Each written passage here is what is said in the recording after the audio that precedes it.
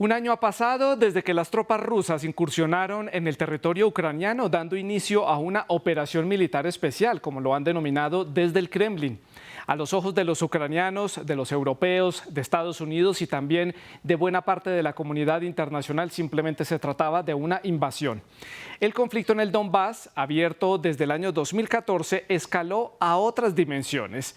Desde entonces, millones de ucranianos han abandonado su país, miles de rusos y ucranianos también han perdido la vida en ambos lados del frente de guerra y cientos de ciudades y poblaciones han sido completamente arrasadas por las operaciones militares. La guerra volvió entonces a tocar las puertas de Europa de la forma más cruda que nos podíamos haber imaginado. Hoy, cuando ya se cumple un año de haber iniciado esta invasión, los aliados de Ucrania apuestan por armar aún más a las tropas ucranianas, dotándolas con tanques, equipos militares de última generación y armas, mientras que Rusia ha reforzado sus tropas, ha desplegado más equipos y de tanto en tanto le recuerda a la comunidad internacional que es una potencia nuclear de gran calibre. Lo que ninguna de las dos partes en este momento está planteando es la posibilidad de dialogar para buscar un acuerdo y el fin de la guerra, lo que nos dice que este conflicto puede prolongarse en el tiempo. ¿Cómo llegó el mundo a este escenario, a esta guerra? Ya ha pasado un año y ¿qué sigue entonces para Ucrania, para Rusia, para las partes involucradas? Es decir, Estados Unidos, la Unión Europea, los países de la OTAN, China y los países vecinos de este conflicto. La continuación de la guerra, ¿qué precio tiene entonces para la comunidad internacional y para la humanidad entera? Porque ya vimos que el alcance es a escala mundial. Hoy en el debate de France 24, Ucrania, a un año del inicio de la invasión de Rusia. Para analizar este tema hemos invitado a Hugo Facio. Él es historiador y doctor en ciencia política, es autor del libro Rusia y Ucrania, una guerra, es también profesor titular de la Universidad de los Andes en Bogotá, en Colombia.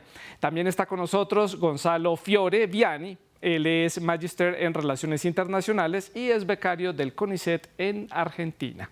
Les recuerdo que ustedes, nuestros televidentes, también hacen parte de este debate. Pueden dejar sus comentarios y sus preguntas a través de las redes sociales, en Twitter, en Facebook y en Instagram. Nos encuentran como @France24-ES. La etiqueta para que dejen los comentarios, numeral, el debate F24, todo junto, todo pegado. Y a mí me encuentran en Twitter con mi cuenta personal @Santilogo. No olviden también que todos los contenidos de este programa están disponibles en Apple Podcast, en Spotify, en Deezer y en TuneIn. Comienzo entonces dándole la bienvenida a Hugo. Hugo, gracias por estar con nosotros en el debate de France 24 y un año de haber iniciado esta invasión de las tropas rusas al territorio ucraniano. ¿Qué balance hace usted? ¿Qué nos deja este año de guerra y conflicto que ha escalado allí en el este de Europa? Mira, bueno, muchas gracias por esta invitación. La verdad que es un placer estar aquí con usted y poder compartir algunas reflexiones sobre lo que ha ocurrido en Rusia, en Ucrania. La verdad es que hacer un balance del año no resulta tan fácil, porque sin duda teníamos algunas expectativas, teníamos esperanza de que la cosa pudiese, la verdad que acabar de manera mucho más temprana. Pero la verdad que llevamos un año de conflicto, el año pasado muy rápido, han ocurrido muchas cosas y la verdad es que todo deja entrever de que el conflicto todavía tiene un tiempo más para proseguir. Creo que las dos últimas declaraciones hechas por Putin de que Rusia no va a perder la guerra, o la de Biden de que Ucrania tampoco va a perder la guerra, presagia de que esto tiende a durar. Es decir, no hay ninguna voluntad de negociación de las partes ni de ceder un ápice en ninguno de los sentidos. Por lo tanto, creo que tenemos un escenario complejo de escalamiento del conflicto. Y la verdad que este escalamiento del conflicto va de menos a más. Es decir, cada vez se están utilizando armas de mayor alcance. Eso puede llegar a algún momento en que alguna de las partes, y cuando digo algunas partes, sobre todo el caso de Rusia, se sienta ya que como tal que está amenazada en su integridad misma y decida también seguir aumentando el escalamiento del conflicto, ¿no? Entonces, por ese lado la cosa creo que tiende a complicarse. Sí. No hay mucha voluntad de paz entre los grandes actores. Y en eso creo que hay algo que puede jugar un papel muy importante y es el resto del mundo. Es decir, yo no creo que los países europeos o occidentales, como lo llamamos muchas veces, estén en condiciones de avanzar hacia un escenario de paz, Sí, y obviamente Rusia tampoco. Y en claro. ese sentido creo que los países llamados a veces del sur pueden convertirse en actores que tienen mucho interés en poner fin a este conflicto y servir Claro. de mediadores. Más adelante, Hugo, vamos a estar analizando justamente esa posición que pueden tener esos países del sur y también la región de América Latina en este conflicto que ha sido bastante tímida a la hora de expresar algún tipo de opinión o no decir que han tenido que tomar algún tipo de parte en el conflicto, pero sí por lo menos mostrar algún tipo de ayuda o algún tipo de posicionamiento frente a la situación o por lo menos las consecuencias. Hablo a escala humanitaria que ha sido tan complicado este conflicto por la cantidad de gente que ha tenido que abandonar Ucrania. Le doy ahora paso a Gonzalo para conocer la opinión, el mismo punto de partida. Gonzalo, bienvenido al programa, gracias por estar con nosotros. Un año de la guerra en Ucrania, un año del inicio de esta invasión de tropas rusas al territorio del este de Ucrania y del sur de ese país también. ¿Cuál es el balance que usted hace? Bien, antes que nada, muchas gracias por la invitación para participar en este programa y un saludo a toda la audiencia del programa y del canal. Respecto del balance del año, de lo que está pasando, bueno, por un lado, coincido con el colega, creo que vamos hacia un conflicto, por lo menos que se va a extender en el mediano plazo, si es que no también en el largo plazo. Cuando se dio la invasión a Ucrania, voces de la inteligencia de los Estados Unidos decían que Ucrania podía llegar a caer en 72 horas. Bueno, esto claramente no pasó por una serie diversa de factores, ¿no? Por un lado, el apoyo occidental, el apoyo de los países de la OTAN, que está siendo importantísimo en sostener a Ucrania, más allá de las sanciones económicas y del aislamiento al que se está intentando someter a Rusia. Más allá de eso, la ayuda militar, económica a Ucrania es fundamental en este sentido. Y retomando un poco lo que decía el colega previamente respecto de el punto muerto en el que se encuentran hoy las negociaciones de paz, un dato interesante es que en las últimas semanas, en esta gira que estuvo haciendo Zelensky, que se reunió con el primer ministro británico, que se reunió con Emmanuel Macron en Francia, que se reunió con Joe Biden en misma Ucrania, lo que está repitiendo Zelensky es que no hay diálogo posible con Rusia y que no se le puede creer nada al Kremlin, ¿no? Entonces, en ese sentido, se inhabilita cualquier tipo de negociación de paz desde su lado y, por otro lado, también Putin, desde Rusia, inhabilita cualquier tipo de negociación de paz cuando dice que va a ganar el conflicto y que el territorio que está reclamando le pertenece a Rusia, ¿no? Entonces, no hay diálogo ni terreno común posible y eso es realmente algo muy preocupante para pensar el mediano plazo, porque durante este año hubo algunas pequeñas instancias, recuerdo una mediación de Erdogan de Turquía en algún momento, pequeños atisbos de negociaciones que finalmente, por supuesto, lamentablemente no llegaron a buen puerto, ¿no? Gonzalo, continúo con usted para hacer la ronda a la inversa en el debate y en el análisis y quiero que recordemos un año después de haber iniciado esta invasión de tropas rusas al territorio de Ucrania, ¿cuáles fueron esos factores o esas alarmas que la comunidad internacional no le prestó atención, que evidenciaban que Rusia en algún momento iba a invadir el territorio del Donbass? Había un conflicto ya abierto desde el año 2014, ya era una tensión constante entre Kiev y entre Moscú, pero ¿en qué momento esto se convirtió en una guerra a escala internacional que justamente la comunidad internacional tal parece que no vio venir? Putin dio algunas alarmas, dijo que se sentía amenazado. ¿El mundo occidental tal vez no le prestó atención? ¿Qué análisis hace? Sí, totalmente. Bueno, en esto sí, demasiada originalidad. Creo que Henry Kissinger, el histórico pensador de relaciones internacionales de Estados Unidos, tiene mucha razón. Él lo advirtió en su momento, en 2016, volvió a decirlo el año pasado, previo al comienzo de la guerra y durante la guerra también. Lo que había dicho Kissinger es que si Occidente seguía aislando a Rusia, si la OTAN seguía avanzando cada vez más al este, ¿no? Rompiendo de alguna manera esa promesa que le había hecho Bush padre a Gorbachev en 1990, ni un centímetro más al este nos vamos a extender como la OTAN.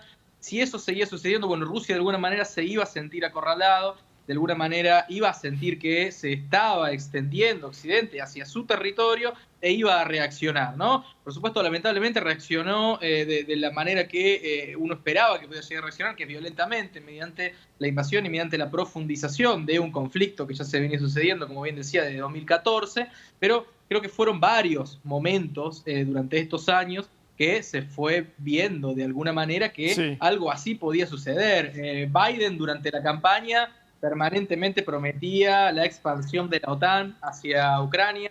Ucrania posteriormente a lo que en su momento la Revolución de Colores, si recuerdan bien, Euromaidán y todo esto, también se hablaba de un acercamiento cada vez mayor a Occidente y un rechazo cada vez mayor a Rusia y a todo lo que esto representaba. Entonces creo que se fue dando esta conjunción de factores. Y Hugo, ¿cuál es su opinión? Estas alertas que no vimos en la comunidad internacional, ¿esto era previsible o evitable, tal vez es la palabra correcta?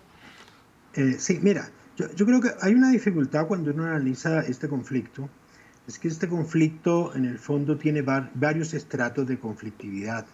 No es una guerra unidimensional que solamente ataña a unos actores, una lógica del conflicto y que por lo tanto la solución pueda ubicarse solo en un plano. En alguna medida uno puede decir aquí hay un conflicto que ya viene latente, que tiene mucho que ver con lo que es el desmonte de lo que fue, o la implosión de lo que fue la Unión Soviética. En alguna medida todos pensamos, y yo que soy experto en temas rusos, escribí mucho sobre esos temas años atrás, siempre pensamos que había implosionado la Unión Soviética, que se había acabado un imperio y se acabó.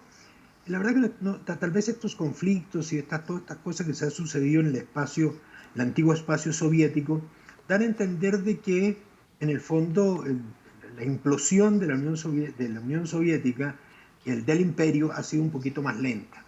Y en ese sentido hay muchas cosas que todavía no están arregladas de esa caída del imperio y que quedaron un poco en stand-by. Quedó en stand-by en alguna medida el tema de Crimea, quedó en stand-by en el fondo para los rusos cuáles eran las reales fronteras de Rusia. Porque para muchos rusos, yo con esto no los quiero justificar, para ellos la Unión Soviética era Rusia. Por lo tanto, todos esos territorios le pertenecerían. Entonces, con eso digo, es una voz muy importante que existe en Rusia. Entonces, ese es un tipo de conflictividad.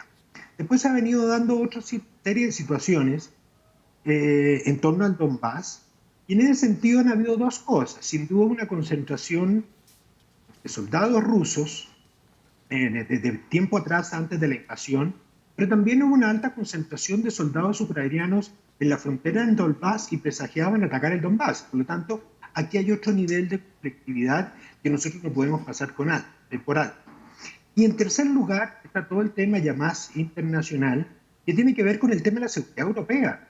Es que la seguridad europea siempre quedó en veremos después de la desintegración de la Unión Soviética, el desmonte del Pacto de Varsovia y la OTAN, que un poco perdió su norte, siguió existiendo, se siguió ampliando. En ese sentido, ahí hay un tema que tiene que ver que quedó irresuelto, el tema de la seguridad europea en su frente oriental. Y eso ha sido un tema permanente de ires y venir.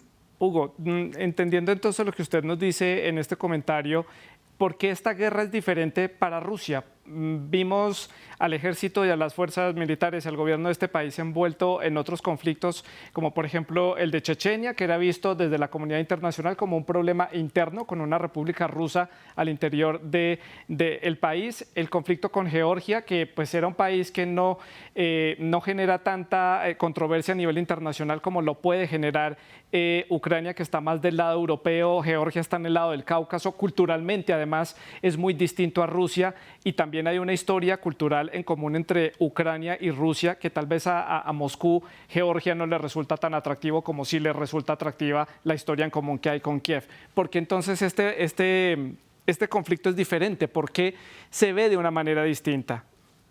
A ver, yo creo que se debe leer de una manera distinta porque inclusive lo que es Ucrania hoy en día, tenemos que entenderlo, esta morfología que tiene el país, tiene una serie de condiciones que lo hacen muy sui generis. Mira, te cito solamente un dato. La región de Kharkov, la región que está al oeste, de Ucrania, ha tenido más de 300 años de relaciones estrechas con Rusia, perteneciendo a la Unión Soviética o lo que sea, pero muy cercano. En cambio, tú miras Lvov, Lviv o Leópolis, como se le dice en español, resulta que solamente estuvo cercanía con Rusia durante 50 años, de la época después del año 39 o 45, cuando la Unión Soviética se anexa ese territorio.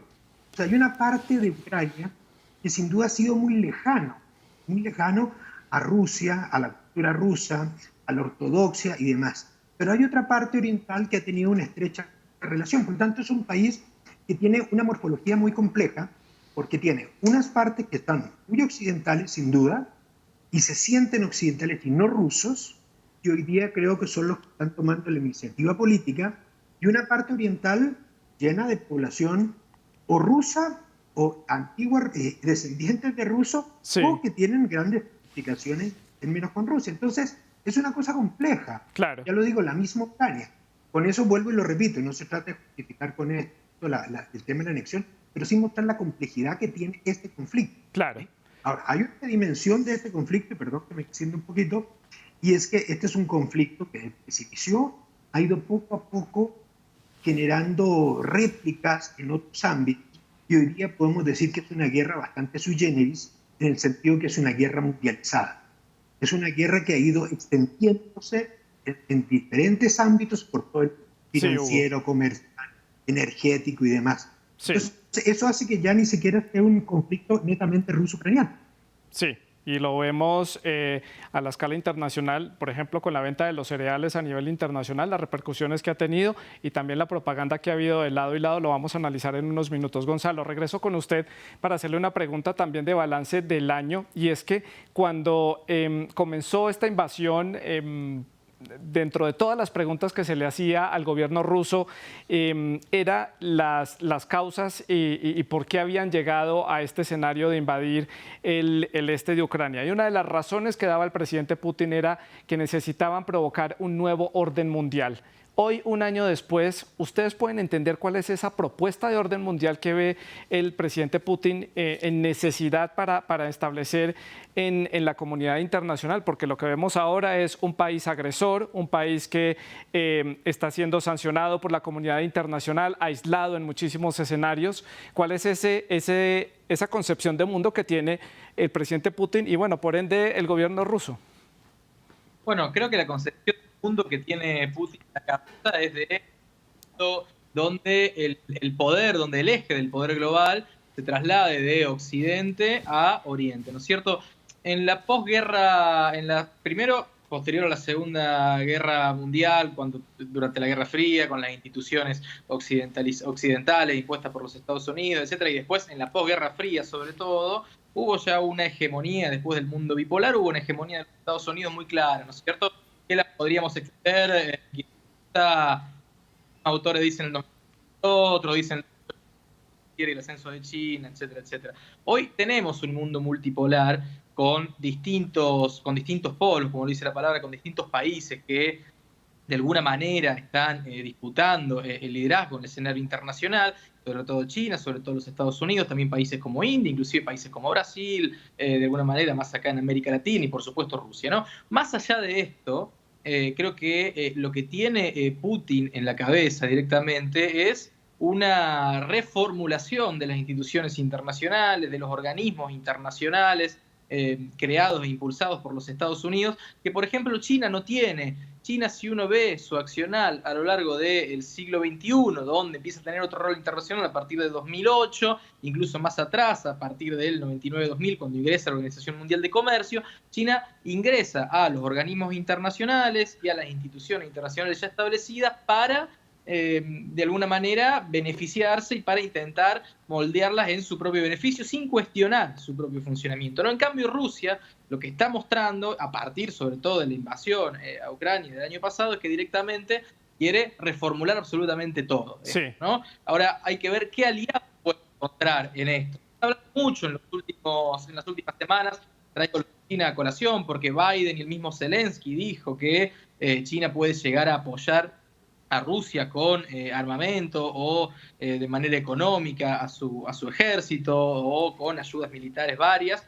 Claro. China, porque esto de ninguna manera va a ser así, Sí. pero en la comunidad internacional se está hablando cada vez más de esto. Yo creo que la visión de orden internacional que hoy tiene Rusia y que hoy tiene China son muy diferentes, por más que uno geopolíticamente los pueda llegar a poner de alguna manera más o menos cercanos. Claro. Y Hugo, ¿qué piensa usted?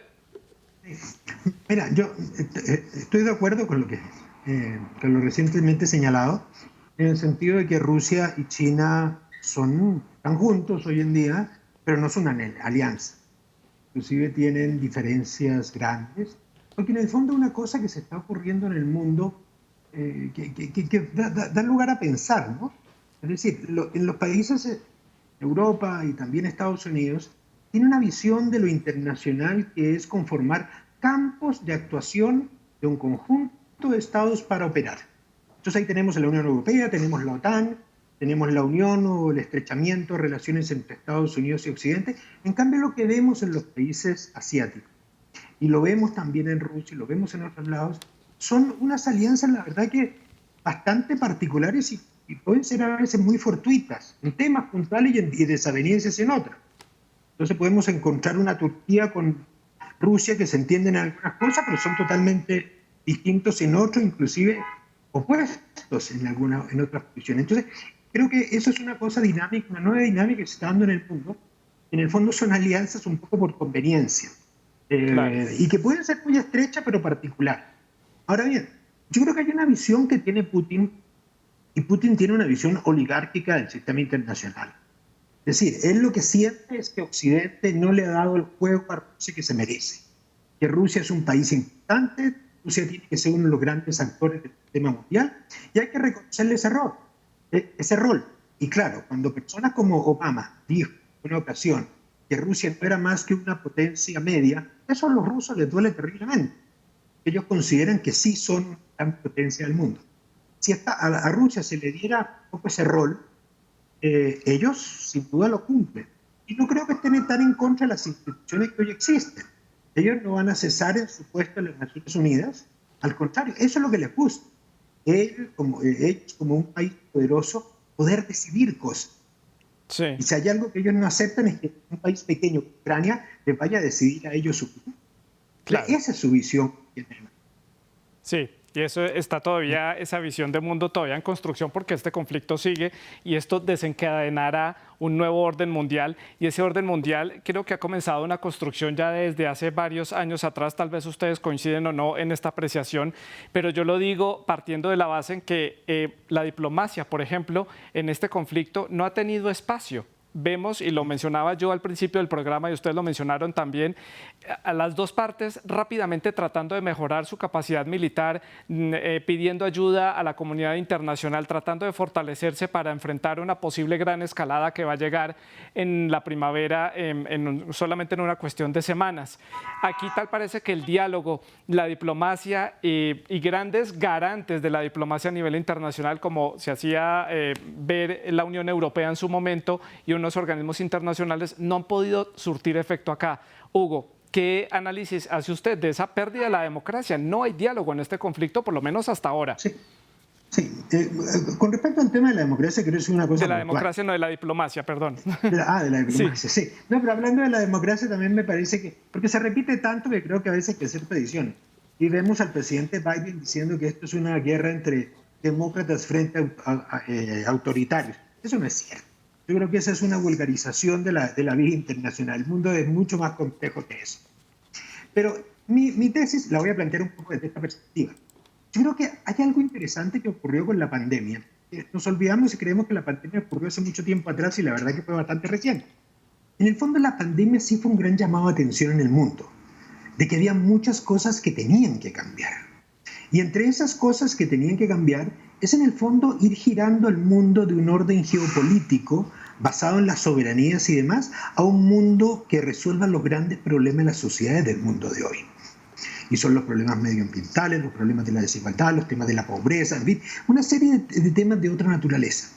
Lo que ha ocurrido con esta guerra, y en eso creo que ahí sí hay una especie de connivencia entre las grandes potencias, es que nos retrotrae un poco al orden de la Guerra Fría, perdón, no al orden de la Guerra Fría, al orden de un orden geopolítico. Sí. Y es volver a poner la geopolítica como elemento estructurador de la vida mundial. Y Claro. en ese sentido estamos en un proceso de involución. Y en eso creo que los norteamericanos, como los europeos y los rusos, están de acuerdo porque eso es lo que les garantiza a ellos el poder. Ellos Claro, no tienen los grandes problemas del mundo de hoy. sí. Gonzalo, continúo con usted y avanzo con otro tema. Le doy minutos para que pueda opinar sobre este tema, pero quiero preguntarle en ese orden de ideas de la diplomacia y de una mesa de diálogo. Turquía se mostraba como el gran país garante para fomentar este diálogo. Ahora, con todos los hechos que están sucediendo internamente en ese país a raíz del terremoto, de la destrucción que hay y las elecciones presidenciales que están ya a la vuelta de la esquina y hay una campaña muy intensa porque Erdogan quiere mantenerse en el poder. ¿Turquía puede seguir siendo visto como ese país que fomente el diálogo, la diplomacia entre las partes? Bueno, yo creo que no, por un lado, como bien decías, Erdogan viene siendo cuestionado muy fuertemente hacia adentro de la misma Turquía por el terremoto, por supuesto, una tragedia de magnitudes realmente impresionantes, pero más allá de eso también por distintos hechos de corrupción, por su estilo de manejo del poder bastante, si se quiere, autoritario o autocrático, cuanto menos, viene siendo cuestionado por una diversa cantidad de factores. Más allá de esto, creo que Turquía tampoco en su momento pudo ser un mediador legitimado por la comunidad internacional y podría serlo hoy en este conflicto también, porque si bien tiene un diálogo fluido con Rusia, a su vez tiene un diálogo fluido con los países occidentales, por supuesto dentro de la OTAN, pero de todas maneras se lo sigue viendo, sus mismos socios de la OTAN lo siguen viendo como un país bastante cercano en muchos aspectos, sobre todo por Erdogan, con Putin, que tienen una sintonía que claramente ha sido demostrada a lo largo de los años. Entonces yo creo que por eso también no tiene legitimidad. Y además, más allá de eso, creo que hoy ningún país podría mediar efectivamente entre el Kremlin y el Claro. gobierno de Ucrania, justamente porque Zelensky se ha negado también de manera terminante a esto. Zelensky le ha dicho a Macron, le ha dicho a Biden y le ha dicho a Sunak, como decíamos hace un rato, que de ninguna manera hay que creerle ni una sola palabra a todo lo que diga Putin, y lo único que le pide a los países de la OTAN es ayuda militar, envío de Sí, tanques, envío de ayuda también económica, ¿no? Entonces, tanto Ucrania como Rusia hoy parecen decididos completamente a continuar el enfrentamiento bélico. Un sí, enfrentamiento bélico que creo que se parece mucho, obviamente con todas las particularidades del siglo XXI, se parece mucho a un conflicto militar clásico del siglo XX, sobre todo los pequeños conflictos territoriales que se daban en la previa a la Primera Guerra Mundial, ¿no? Donde es un conflicto de territorio, pero también como decíamos antes, de sí, disputar lo que debería ser para claro. Rusia y para los países de la OTAN, por el otro lado, para el llamado Occidente, Sí, el Gonzalo. nuevo orden global, el nuevo orden internacional. Gonzalo, y en esos términos de un nuevo orden ve uno muchas cosas que han cambiado a lo largo de este año y es, por ejemplo, bueno, Turquía es un país mediador. Vemos a un bloque cerrado de los 3 países bálticos contra Rusia apoyando completamente a Ucrania. Vemos a Suecia y a Finlandia rompiendo sus años de neutralidad, tratando de incorporarse a la OTAN, pero dependiendo de la decisión de Turquía, que es el país que está abogando por la diplomacia y por el diálogo, pero le cierra la puerta a los otros 2 países. Y vemos también un cambio en la posición de Alemania, que ahora tiene que aumentar su inversión en términos militares para poder hacer frente a las amenazas que está viviendo el mundo en la actualidad y también enviando tanques a la zona de conflicto, algo que le costó mucho a Alemania decidir a raíz de la historia pues, que hay con este país, sobre todo en la Segunda Guerra Mundial. Esto también son indicios de un nuevo orden por lo menos dentro del continente europeo. ¿Cómo lo analiza usted? Sí, yo lo que creo es que esto también son indicios de un resquebrajamiento también que se está dando hacia adentro mismo de los países de la Unión Europea o de los países de la OTAN, que en un contexto de crisis económica, en un contexto de crisis energética, en un contexto inflacionario, están a su vez cuestionando por qué sus gobiernos están ayudando a Ucrania en un conflicto que muchas veces muchos de los ciudadanos lo ven como un conflicto ajeno también, ¿no? Entonces, esto también claramente va a ir moldeando. Hay que recordar que previo a la pandemia ya los movimientos extremistas de ultraderecha, los ultranacionalismos, estos populismos, ya estaban surgiendo, ya estaban en alza, ¿no? Sí. Y que ahora, posteriormente a la pandemia y durante y posteriormente a la guerra, estos movimientos también están adquiriendo nueva fuerza, gobiernan en Italia, gobiernan en Hungría, son muy fuertes en la oposición en Francia, se están haciendo fuertes en la oposición en Alemania, y estos movimientos hoy dicen por qué tenemos que ayudar a Ucrania en una guerra que no es nuestra, ¿no? Entonces eso también va generando rigideces y resquebrajamientos hacia dentro de los países. Hugo, para analizar también muy rápidamente, porque ya me quedan pocos minutos, pero quiero conocer su opinión en torno a la campaña de propaganda por ambas partes. Esta también ha sido una guerra que ha sido la reina de la desinformación en redes sociales y en los medios de comunicación, y se le ha dado mucho peso a un lado o al otro dependiendo del bando donde uno esté consultando la información, pero ha habido muchísimas campañas de desinformación. ¿Esto es un nuevo frente de batalla? ¿Cómo lo analiza usted? Sí, se ha dicho mucho de que esta es una dimensión clave de esta guerra y que la desinformación es prácticamente un componente más de este conflicto. Y es cierto, yo creo que hay una de las cosas difíciles que cuesta mucho hacer es a veces encontrar información de primera mano. Acceder, por ejemplo, a fuentes rusas hoy día resulta bastante complejo. Muchas veces uno trata de abrir algunas páginas y simplemente no abre. Es decir, hay una serie de limitaciones. Y dos, tenemos unas visiones muy sesgadas por todos los medios, ¿no? Tenemos unos medios que son pro unos o pro otros, los menos, pero todos toman alguna posición. Pero lo que yo diría, sí, esa es una dimensión, pero a mí una cosa que me preocupa, yo quisiera rematar lo mío diciendo dos cositas muy pequeñas. Adelante, pero muy puntual, por favor, porque me quedan pocos minutos. Muy puntual. Una cosa es, yo sí creo que empieza a haber un cansancio en la guerra. Recientemente había una encuesta que apareció hoy en Le Monde mostrando cómo en los países europeos ya empiezan a cansarse de la guerra. Y esta es una cosa que va a venir creciendo. Dos, en Estados Unidos cada vez hay más voces que empiezan también a decir esto no podemos estar financiando eternamente. Es decir, esto también va a tener que tener algún momento en que esto pare. Y esto inclusive lo dicen zonas cercanas a Biden. Por lo tanto, ahí vemos que hay unos límites. Rusia tiene, por otro lado, sus límites. Tampoco tiene una economía tan bollante como para poder mantener una guerra ad eterno. Así yo creo que van a haber unas condiciones naturales que van a llevar a esto. Ahora, la solución de esto obviamente no va a venir de los actores directamente implicados. Ni podemos esperarlo ni de Putin, ni de Biden, ni de Zelensky. Yo creo que tiene que haber otro tipo de países que busquen generar esos marcos de diplomacia, y eso lo veo prácticamente desde el sur. Países como Brasil, países como la India, países como Turquía, que sean los países que en alguna medida vayan generando o orquestando una posición mancomunada para llevar a las distintas fuerzas hacia el diálogo. Paso a preguntarle a Gonzalo ya un par de preguntas para el cierre del programa, y es de lo que va a venir para este conflicto pronto. Muy puntual, Gonzalo. Este conflicto entonces termina y pasa la solución por una incorporación rápida, express, de Ucrania a la Unión Europea con un estatus especial, porque claramente no reúnen las condiciones que requiere la Unión Europea para incorporar a este país, o esto se va a volver una guerra como la de Siria, que es una guerra abierta, lleva más de 10 años, que tiene sus altos y sus bajos, pero que nunca concluyó. Bueno, hoy es muy difícil saberlo, por supuesto estaríamos haciendo demasiada futurología, ¿no? Pero son dos escenarios muy probables. Por un lado, el ingreso de Ucrania con estatus especial a la Unión Europea. Por otro lado, una guerra larga y empantanada a muy largo plazo. Yo eso creo que no va a suceder.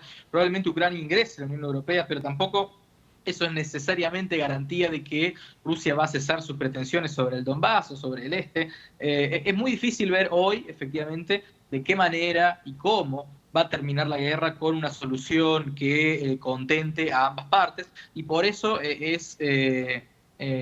lamentablemente es tan tentador hablar, sin temor a equivocarse, de que vamos a tener una guerra a mediano plazo, ¿no es cierto? Entonces, por lo menos durante todo este año. Entonces, eso hace pensar que hoy no hay soluciones claras. Y Hugo, su opinión, aunque usted ya nos ha contado y nos ha dicho un poco lo que usted ve a futuro, pero ¿usted qué piensa de estas dos posibilidades? ¿Una guerra larga o una guerra que pasa por una incorporación? No, yo creo que va a ser una guerra larga. Ahora, con respecto al tema de la incorporación, yo creo que ese es un gran tema para debatirse dentro de la Unión Europea. porque hoy día todo el mundo es muy pro-ucraniano, pero yo no sé qué piensan los sureuropeos cuando Ucrania más Polonia se conviertan en la fuerza prácticamente hegemónica dentro de la Unión Europea, porque pasarían a tener una vocería impresionante dentro del concierto europeo. No sé, yo dejo abierto eso como un interrogante, porque también en la parte más occidental de Europa hay ciertos recelos a cómo ven el proceso de integración europeo los países del este, con los cuales hay enormes diferencias con Hungría, con Polonia, con Bulgaria, etc. Entonces yo creo que esa cosa la Unión Europea no la veo tan clara. No me atrevo aquí a decir qué va a ocurrir, pero yo no la veo tan clara. Sí, y generaría mucha controversia con otros países que también son candidatos, que incluso ya tienen estatus un poco más arriba en esa línea de ascenso hacia la membresía, como por ejemplo Serbia, países que llevan años esperando una negociación, como Turquía, que la tiene en pausa, otros países como Georgia o Armenia, que han mostrado su interés, y otros países de los Balcanes, y ver una incorporación a Express, pues claramente se le mandaría un mensaje equivocado a estas naciones, aunque se entiende el escenario en el que se encuentra Ucrania en este momento.